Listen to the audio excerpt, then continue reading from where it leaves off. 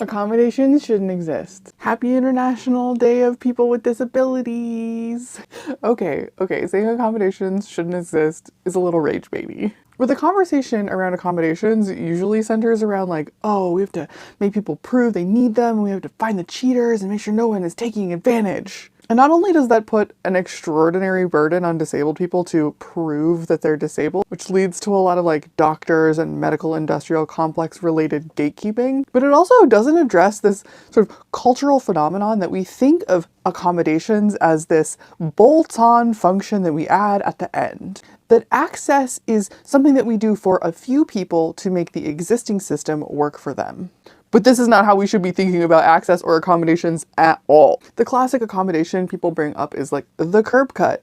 Is it cheating for people who are not disabled to use curb cuts? No, it's not. But I want to bring up time-based testing in schools, because there was a recent Atlantic article about how America has an accommodations and an extra time on tests issue. Not only is it poorly written and has like no evidence cited, but it buys into the idea that a time-based test is a good educational tool instead of an exclusionary one.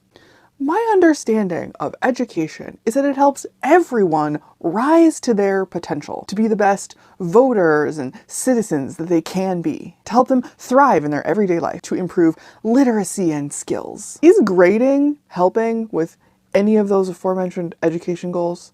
Is time-based testing leading to thriving for students, disabled or not? But instead of using access as a technique, as a design system that overhauls all of the expectations around a specific educational site, instead we just treat it like, oh well, this person needs a little bit extra time on the test. And if someone I don't deem worthy of needing that extra time, maybe because they're a rich kid and therefore they have better access to a diagnosis, see my earlier point about medical gatekeeping, then I just don't have to provide them that accommodation.